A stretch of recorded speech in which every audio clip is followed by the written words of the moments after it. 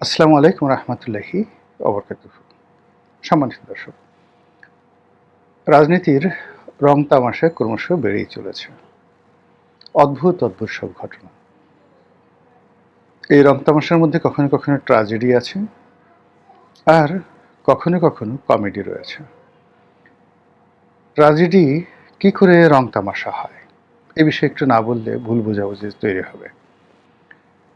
যখন আপনি কোনো একটা পরিস্থিতিতে আপনার একটা স্বার্থ নিয়ে কাজ করেন, বড় একটা প্ল্যান আপনি পাশ করাতে চান, এবং আপনার নিজের যে আনন্দ, প্রাপ্তির আনন্দ, আপনি কিছু একটা পেতে চান, এই কাজগুলো যখন আপনি করার জন্য একটা নিষ্ঠুর পথ অবলম্বন করেন, ঠিক সেটাই ট্র্যাজেডি হয়ে যায়। আমরা যেমন সিনেমাতে দেখি, সিনেমাতে দু ধরনের দৃশ্য থাকে।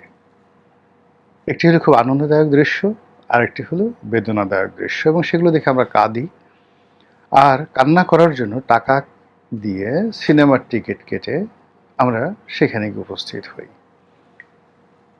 তো রাজনীতি হলো পৃথিবীর সবচেয়ে বড় নাট্যমঞ্চ, সবচেয়ে বড় সিনেমাগ্রাফি।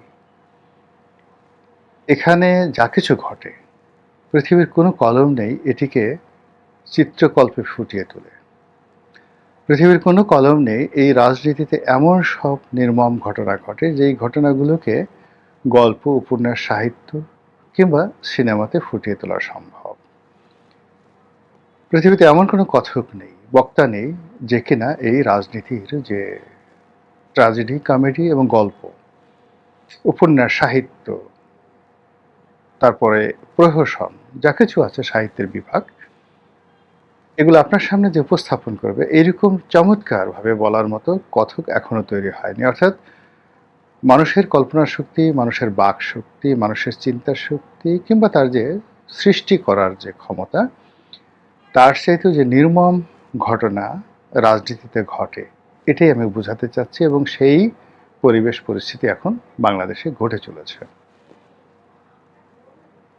আমাদের বাংলাদেশকে কেন্দ্র করে ওয়াশিংটনে যে খেলা হচ্ছে, নিউ ইয়র্কে যে খেলা হচ্ছে, তারপর ইংল্যান্ডে যে খেলা হচ্ছে, দিল্লিতে, কলকাতাতে, ইসলামাবাদে, বেইজিংয়ে, মায়ানমারের রাজধানী সেখানে, এবং মংডুতে, মানে আরাকান যে এলাকা, সেই আরাকানের যে রাজধানী মংডুতে, সেখানে যে খেলা হচ্ছে, সেই খেলার সঙ্গে তাল মিলিয়ে বান্দরবন, খাগড়াছড়ি, কক্সবাজার, ঢাকা, চট্টগ্রাম, এমনকি টুঙ্গিপাড়া, তারপরে অন্যান্য জেলা শহরে যেভাবে চক্রান্ত চলছে, এই চক্রান্ত বলাও যাবে না, লেখাও যাবে না। এবং যেহেতু শেখ হাসিনার পতনের মতো একটা নির্মম ঘটনা আমাদের এই বাংলাদেশে ঘটেছে, আপনারা ধরে নিতে পারেন যে যে কোনো মন্দ ঘটনা তার পরবর্তী যে এপিসোড, এটা আরও মন্দ হয়। যেমন ধরুন ৭৫-এর ১৫ই আগস্ট, যেভাবে বঙ্গবন্ধুকে ক্ষতবিক্ষত করা হয়েছে, সে তুলনায় জিয়াউর রহমানের লাশকে বিক্ষত করা, ক্ষতবিক্ষত করা, বিকৃত করা পাষণ্ডরা আরও নির্মমভাবে সেই কাজ করেছে। ১/১১ যেভাবে হয়েছে, যে কৌশলে হয়েছে, তার সাথে অনেক অনেক বড় কৌশলে ২০২৪ সনের আগস্ট, জুলাই এবং জুন, এই সময়টাতে অনেকগুলো কলাকৌশল হচ্ছে বা হয়েছে। আর যেহেতু সেই বিপ্লবটি যে সফল হয়েছে কথা কেউ বলতে পারছে না, ফলে যারা বিপ্লবী তারা আরেকটি বিপ্লবের ডাক দিচ্ছে, যারা ক্ষমতা আছে তারা ক্ষমতা আঁকড়ে ধরার চেষ্টা করছে, থেকে যাওয়ার চেষ্টা করছে, আর যারা ক্ষমতাচ্যুত হয়েছে তারা ফিরে আসার জন্য ত্রিমুখী লড়াই করছে। আর সেই লড়াইয়ের সঙ্গে আগেই বললাম, দেশ বিদেশের বহু পক্ষ জড়িয়ে পড়েছে। এরই মধ্যে আমরা কিছু ঘটনা দেখতে পাচ্ছি, কিছু কথা শুনতে পাচ্ছি, যা কিনা একই সঙ্গে আমাদেরকে খুব কষ্ট দিচ্ছে। আবার একই সঙ্গে আমাদেরকে বিনোদিত করছে। যদি শিশু রামি স্যার ধর্ষণ ধরেন, চট্টগ্রামে যে 4 বছরের শিশু ধর্ষিতা হয়েছে তাকে ধরেন, শিশু আসিয়ার হত্যাকাণ্ড ধরেন, এগুলো খুবই বিয়োগাত্মক ঘটনা এবং এগুলোকে কেন্দ্র করে যে মাঠ গরম হচ্ছে তার মধ্যে অশনির সংকেত আছে। আবার যদি ধরেন নাসিরুদ্দিন পাটোয়ারিকে ডিম মারা হলো, তাকে মারধর করা হলো এবং সেটাকে কেন্দ্র করে যে উত্তপ্ত রাজনৈতিক অবস্থা, এটি একটা মধ্যপন্থা, সাসপেন্স। অন্যদিকে আওয়ামী লীগ যে কাজগুলো করার চেষ্টা করছে, ছাত্রলীগ একের পর এক মিছিল করে যাচ্ছে। আগে মাস্ক পরতো, এখন আর তারা মাস্ক পরছে না। তারা সিরিজ মিটিং করছে। ছাত্রলীগ, যুবলীগ, আওয়ামী লীগের যে সকল শীর্ষ নেতৃবৃন্দ রয়েছেন তারা প্রকাশ্যে আসছেন এবং অনেকে মোটামুটি সিদ্ধান্ত নিয়েছেন তারা বাংলাদেশে ফিরে আসবেন। যতটুকু শোনা যাচ্ছে যে ছাত্রলীগের একসময় খুব দাপুটে নেতা, মন্ত্রী, তারপর সংসদ সদস্য, আমি নামই বলে ফেলি, ইনামুল হক শামীম, নজরুল ইসলাম বাবু, তারপর সাইফুজ্জামান শেখর, এনারা এবং একই সঙ্গে চট্টগ্রামের যে সকল তরুণ রাজনীতিবিদ রয়েছেন প্রায় সবাই বাংলাদেশে তাদের নেত্রীর নির্দেশে খুব দ্রুত ফিরে আসার জন্য বাক্স পেটরা গুছিয়ে ফেলেছে। তারা আসবে, আত্মসমর্পণ করবে এবং একই সঙ্গে তাদেরকে গ্রেপ্তার করতে হবে। তারপরে কি হবে সেটা পরের ব্যাপার। এইরকম একটা প্রস্তুতি চলছে। সজীব ওয়াজেদ জয় এবং সাইমা ওয়াজেদ পুতুল বাংলাদেশে আসবে। প্রস্তুতি চলছে শেখ হাসিনা বাংলাদেশে আসবেন। এগুলো কথার কথা নয়। এবং এর সঙ্গে কারা জড়িত, কারা তাদেরকে উৎসাহ দিচ্ছে, কারা তাদেরকে প্রোটেকশন দিচ্ছে, কারা তাদের সঙ্গে সমঝোতা করছে, সেগুলো দ্বিতীয় প্রসঙ্গ। যারা রাষ্ট্রের সঙ্গে জড়িত আছে অবশ্যই তারা এটা খুঁজে বের করবেন। কিন্তু আমি যে বিষয়টা নিয়ে কথা বলতে চাই সেটা হলো শেখ হাসিনা, যিনি তার বক্তব্য কিছুদিন বন্ধ রেখেছিলেন, আবার তিনি বক্তব্য দিয়ে যাচ্ছেন আগের চেয়ে ঝাঁঝালো, আগের চেয়ে সুনির্দিষ্ট, পয়েন্টিভ, আগের চেয়ে জেদি, আরো রাগী এবং আরো আত্মবিশ্বাসী।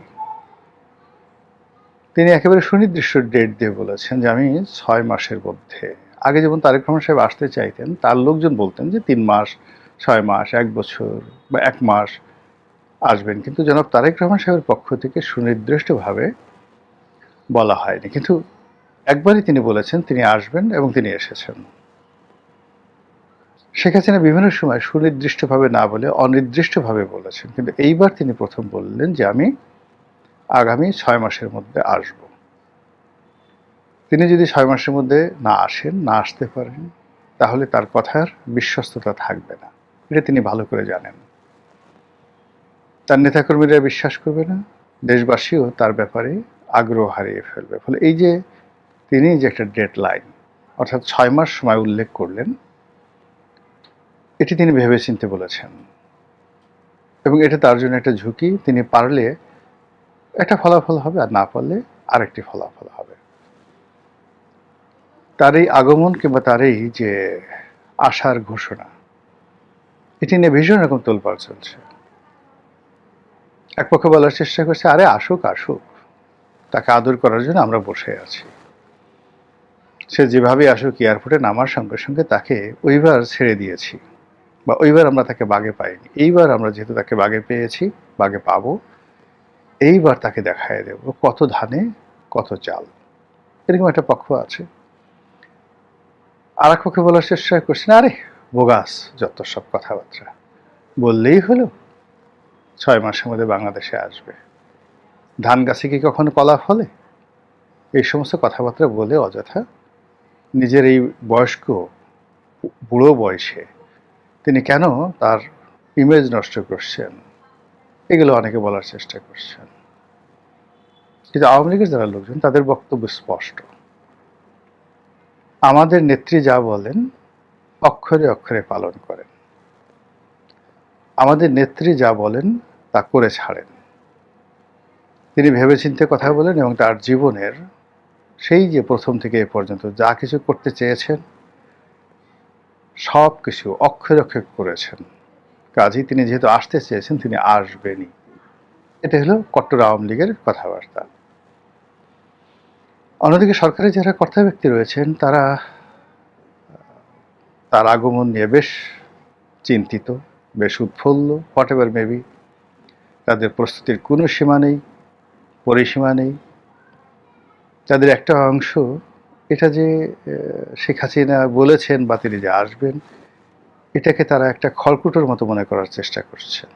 স্বরাষ্ট্রমন্ত্রী সালাউদ্দিন সাহেবকে জিজ্ঞাসা করা হচ্ছিল যে একজন আসতে চাচ্ছেন, তো তিনি খুব বিরক্ত বোধ করে কে আসতে চাচ্ছেন, কোন রাস্তার ফকির, কোন ফকিন্নি, কে কে আসতে চেয়েছেন, মনে হয় যেন তিনি একেবারে জানেনই না।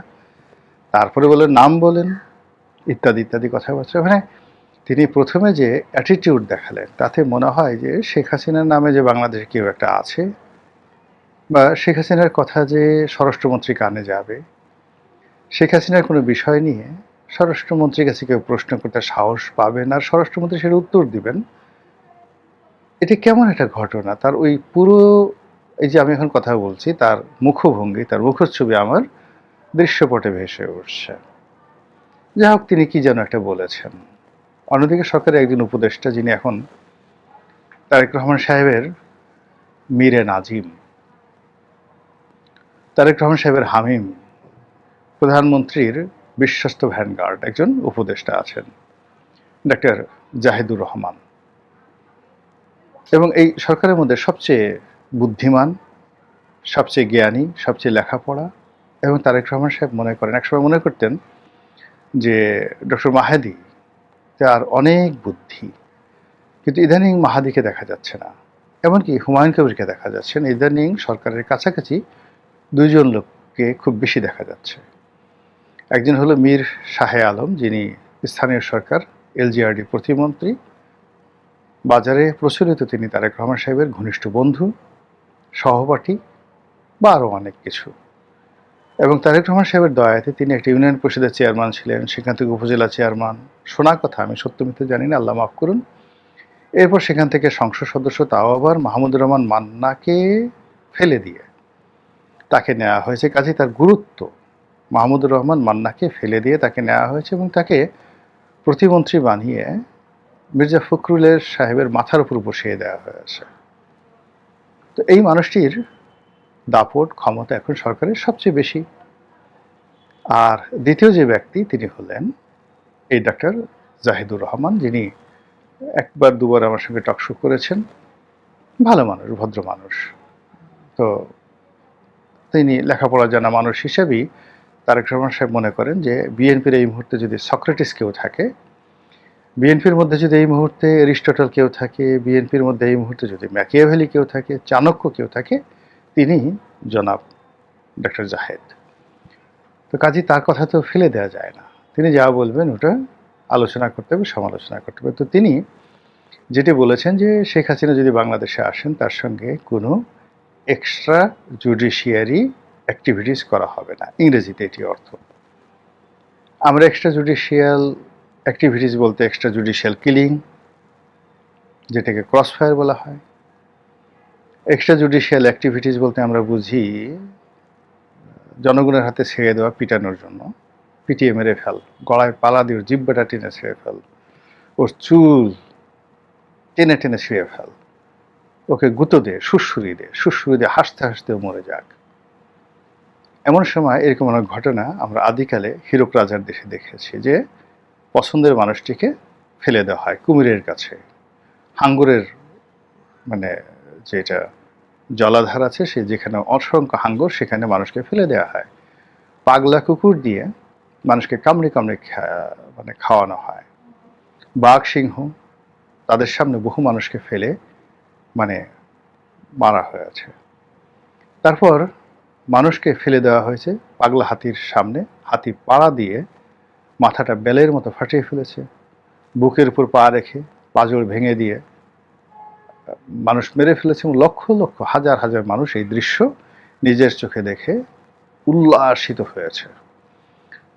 রোমে এই ঘটনা ঘটতে, প্রাচীন রোমে গ্লাডিয়েটর বানানো হতো এবং সেই দৃশ্য, অর্থাৎ সেই গ্লাডিয়েটর প্রতিপক্ষের হাতে মরবে, বাঘের হাতে মরবে, এই দৃশ্য দেখার জন্য বহু মানুষ উপস্থিত। এগুলো এক্সট্রা জুডিশিয়াল কিলিংয়ের মধ্যে পড়ে বা এক্সট্রা জুডিশিয়াল অ্যাক্টিভিটিসের মধ্যে পড়ে। এর বাইরে আমাদের দেশে গুম হয়, আয়নাঘর হয়, তারপর আরও অনেক কিছু হয়, নদীর মধ্যে ফেলে দেওয়া হয়, লঞ্চ সহ ডুবিয়ে দেওয়া হয়, হয়েছে তো অতীতে। তো সেগুলো একটা এক্সট্রা জুডিশিয়াল অ্যাক্টিভিটিস। যেহেতু জনাব তারেক রহমান সাহেব ভদ্রলোকের সন্তান, সভ্য একটা দেশ থেকে 17 বছর ট্রেনিং নিয়ে এসেছেন এবং তার সাথে ডক্টর জাহিদের মতো কনফুসিয়াস, এরিস্টটল, প্লেটোর সমপর্যায়ের জ্ঞানী গুণী লোকজন আছেন।